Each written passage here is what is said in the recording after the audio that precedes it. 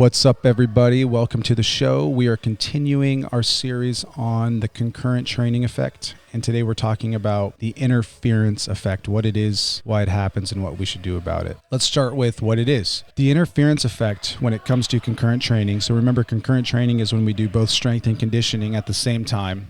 The interference effect basically means that when you do both together, it will only improve your conditioning and you'll tend to stunt your strength gains. You can't seem to do them at the same time. So that's what it is. That's the interference effect. It's like you will plateau your strength when doing both. And we see this a lot in CrossFit when people get to a certain level. So that's what it is. Let's talk next about why it happens. Again, I'm not going to get too nerdy, but I think it's good to at least understand this concept in some way so that when we train, we can fight against it. AMPK is something that gets activated in us when we get in an energy depleted state. Usually this happens from doing too much conditioning. Our tank is low. So just imagine when the light in your car turns on when you're low on gas, that's kind of what AMPK can be. You can kind of connect it to that. When the light turns on in your car, that's not good. That means you're almost out of gas, right? And you need to refill. So that's what happens. We do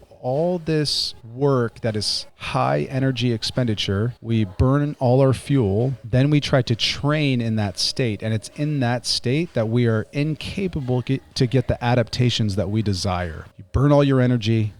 You train in that state, which is when AMPK is active, and you can't get the results you want. Simple as that. That's just the simple way to think about it. That's something that we need to combat against. So what should we do about this? Well, one thing is we need to think about training our first priorities first, like our most important priorities first, fresh, and fed. I love all the F's, but that's very, very important. If your goal is to get stronger, then train strength first, fresh, fed. Do that first before you do any conditioning. So that's one thing. That's just a simple like priority principle. We're going to do what we want to get better at when we're the most fresh. Another concept to think about is that could help us with this interference effect is spreading out our conditioning and our strength as far away from each other as our schedule will allow. Some of you will be able to do it on different days. That's great. Some of you will have abilities to do more than one session. That's also could be really good, like doing strength in the morning when you're fresh and maybe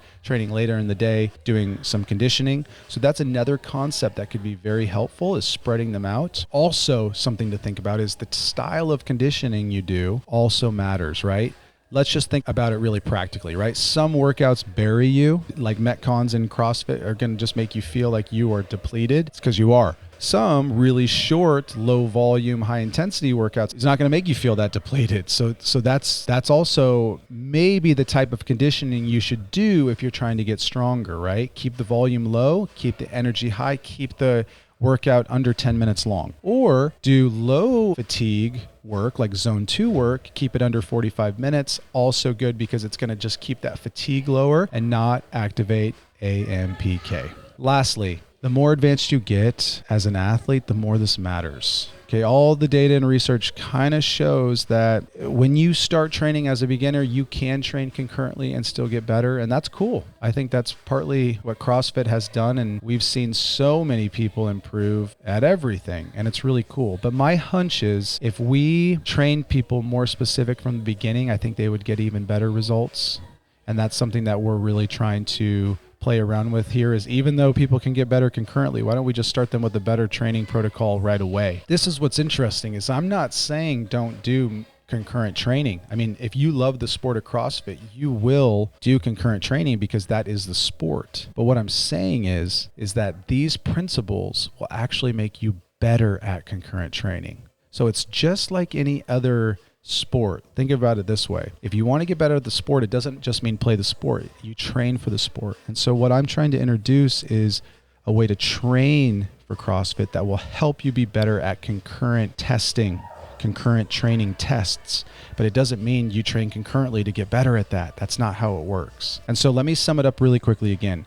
So remember, interference effect is when we do all this together and it basically stunts our strength and we only get more conditioned. This happens because AMPK gets released when we're in an energy depleted state. And so that we have to think about how we do conditioning. We have to think about the order that we do things. And we also have to think about our training experience. If we do all these things, we can start to dial back this interference effect and see incredible gains by prioritizing what we want to see growth in. For whoever's watching, this concept will really help you get back to seeing the gains that maybe you saw at the beginning. If you're somebody that's trained for a long time, or if you're a beginner, this is a more optimal way to do it. At the end of the day, I just want to share some frameworks that have been helping us train people better. That's what this is all about. This is just a better way for you to understand concurrent training and the interference effect and how it can be managed through thoughtful programming and help you explain why you see certain things happen with certain athletes and why they might experience different outcomes.